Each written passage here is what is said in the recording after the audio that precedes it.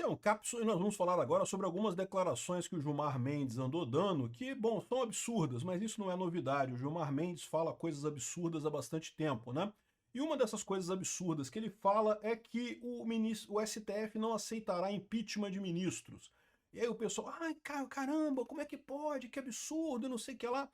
Vamos entender o que ele falou aqui, porque ele não falou isso, tá? Isso daqui é o pessoal da esquerda querendo dizer que impeachment de ministro do STF é impossível, que não vai ter. Por quê? Porque estão apavorados, porque viram que essa condenação do Bolsonaro animou a direita e é muito provável que a gente faça uma maioria folgada no Senado em 2026 e aí sim, impeachment de ministro do STF vai virar uma coisa bastante provável. Eu não acredito que saia esse ano ou ano que vem impeachment de ministro do STF. Agora, em 2027, a história já fica outra. E lembra, em 2027 é uma coisa importante. Por quê? Porque o próximo presidente que vai escolher o ministro, né?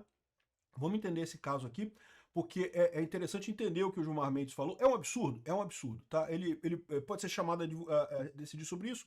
Aliás, aqui ó, já há uma associação contestando quórum no STF, já tem ação dizendo que impeachment é inconstitucional e não sei o que lá. Vamos entender esse caso aqui, porque é um absurdo que o Gilmar Mendes falou, tá? Mas não é tão absurdo quanto você pode imaginar num primeiro momento. Essa notícia foi sugerida por Perni Ornitorrinco, Sujeito Indeterminado e várias outras pessoas. Obrigado aí ao pessoal que sugeriu notícias lá no nosso site, no visãolibertaria.com. E obrigado a você que está assistindo o nosso vídeo. Se você gosta do nosso conteúdo, por favor, deixe o seu like e se inscreva aqui no canal, né? Bom, então o que diz aqui a matéria do Migalhas? O Migalhas, para quem não sabe, é um jornal jurídico, uma revista especializada em direito, né? Aqui, ó, no ato em defesa da democracia e soberania nacional, no dia 15, alguns dias atrás, portanto, Gilmar Mendes afirmou que o STF não aceitará processo de impeachment contra o ministro.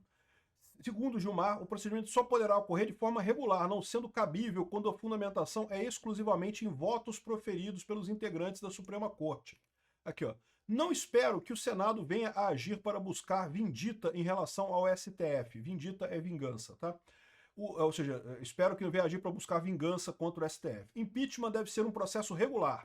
Se for por conta do voto de um ministro, seria irregular. O STF não vai aceitar. Então, o que ele está falando aqui é o famoso caso do crime de hermenêutica, que não existe, né? Ou seja, a ideia de que você não pode culpar um juiz pelo voto dele, por mais absurdo que seja o voto dele. Em princípio, só o voto dele não pode ser considerado um crime, porque, né, o voto, em última análise, é uma questão subjetiva do juiz. Então, se você fizer isso, você vai ter uma epidemia de juízes sendo presos, porque toda vez que o juiz decide alguma coisa, uma das partes, pelo menos, fica insatisfeitas, muitas vezes as duas partes ficam insatisfeitas, vão querer processar o juiz dizendo que ele cometeu crime de hermenêutica, e daí você não consegue ter justiça. Essa é a explicação pela qual não existe crime de hermenêutica. Isso é um conceito na jurisprudência e na doutrina brasileira já bastante antigo, né? Então o que ele está falando aqui é algo que a gente já sabia. Seja lá qual for o motivo para o impeachment de ministro, isso não pode ser um voto de um ministro. Ah, porque o ministro votou isso daqui. Só que aí você tem um problema, porque olha só quais são os crimes que você tem aqui na lei de impeachment, os crimes de responsabilidade para fazer impeachment do ministro do STF. Tá aqui, ó. São crimes de responsabilidade do ministro do Supremo Tribunal Federal, né? Lembrando que essa lei aqui é antiga pra caramba, né? Quando ele altera, por qualquer forma, exceto por via de recurso, a decisão ou voto já proferido em sessão do tribunal. Qual que é o problema aqui? Isso aqui é voto do ministro. Entendeu? Por mais que... Ah, não, mas ele alterou o voto. Mas ele alterou isso no voto dele. Ele votou ali para alterar o voto dele. Então é crime de hermenêutica. Foi o entendimento dele que ele podia fazer aquilo. Entenderam a pegadinha? Corta esse item 1 aqui. Esse item 1 aqui simplesmente não tem como acontecer. Proferir julgamento quando, por lei, seja suspeito na causa. E pronto, fácil, né? Já podemos fazer o impeachment do Alexandre de Moraes, porque afinal ele é suspeito, evidentemente. Ele, por exemplo, votou no caso do julgamento do Bolsonaro, né? Só que não, por quê? Porque é um voto dele. No voto dele ele entendeu, ele interpretou de forma que ele não era suspeito nesse caso. Então, mais uma vez, aqui também não dá para aplicar, porque você tira o crime de hermenêutica e impede aplicar isso daqui. Agora, tem algumas coisas aqui que você pode considerar como crime do STF. Aqui, ó. Exercer atividade político-partidária. né? O Barroso, por exemplo, né, no derrotamos o bolsonarismo dele, poderia ser considerado uma coisa desse tipo, né? Ser patentemente dissidioso no cumprimento dos deveres do cargo, ou seja, o cara que não tá trabalhando direito, não está fazendo o que deveria fazer. Isso aqui é difícil de ser provado em algum caso, né? Proceder de modo incompatível com a honra, dignidade e decoro de suas funções. E aí que você tem esses dois casos aqui que você pode, de fato, o que realmente dá para fazer alguma coisa aqui é o item 3 e o item 5.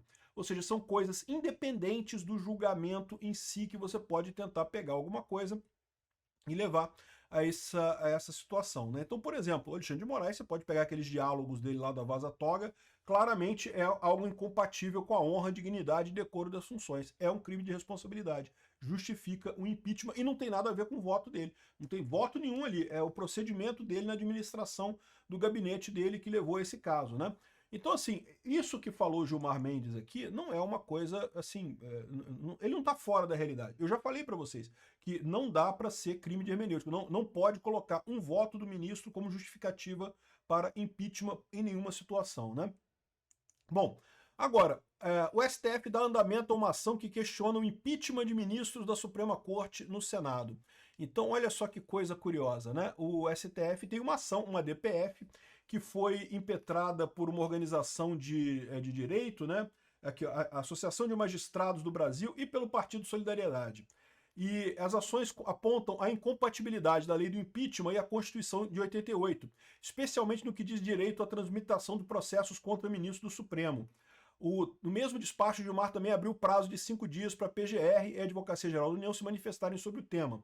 As entidades da autoras da ação sustentam que o texto da lei 1079 de 50 estabelece um quórum para admissibilidade inferior ao exigido para aprovação de indicações ao STF, o que, segundo elas, compromete as garantias de vitaliciedade dos magistrados. Aí, olha a paradinha aqui, né? O que eu falo para vocês, né? Isso é foda, né? Eles viram a mesma coisa que eu vi aqui e falei para vocês aqui em vários vídeos, que para você afastar o ministro do STF só precisa de metade dos votos.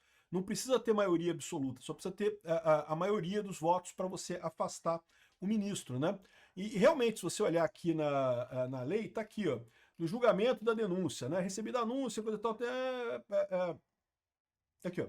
O parecer será submetido a uma só discussão, a votação nominal, aprovado se reunir a maioria dos votos, a maioria simples dos votos. Ou seja, no final das contas, basta a maioria simples para você abrir o processo de impeachment contra o ministro do STF. E no momento que abrir a denúncia contra o ministro do STF, esse ministro já é afastado. Então lembra como eu falei para vocês que basta, se tiver 41 votos pelo impeachment no STF, no Senado, e a gente já tem esses 41 votos pelo impeachment no Senado brasileiro, esses 41 votos já pode abrir o processo de impeachment e aí o ministro já é afastado imediatamente. É o que diz a lei, né? E aí, o que eles estão querendo dizer agora? Entraram com essa ação para mudar isso daí, mudar o entendimento. E aí, cara, a coisa mais escrota do mundo. Essa ação chegou lá no STF e foi sorteada para o Gilmar Mendes por suspeição devido ao processo ADPF 10.017. É aquele truquezinho para jogar o processo contra no ministro que eles querem. Por quê? Porque essa DPF aqui não tem nada a ver com o impeachment de ministro do STF. Tem um outro caso que não tem nada a ver, né? O caso de coisa eleitoral, de lei eleitoral aqui. Aliás, vai ser votado hoje, 19, não sei qual vai ser o resultado dessa votação aqui, mas usaram esse caso para dizer que era prevento e que tinha que ir para o Gilmar Mendes esse caso, né? E aí que eu falo para vocês, adivinha qual vai ser a decisão do Gilmar Mendes nesse caso? Vai ser óbvio dizer que o impeachment de ministro do STF não pode começar com metade dos votos, só já tem que começar com 2/3 dos votos no Senado. Ou seja, a preocupação dele é exatamente essa, né? Ele vai fechar essa porta de que você poderia já afastar um ministro do STF nesse meio tempo.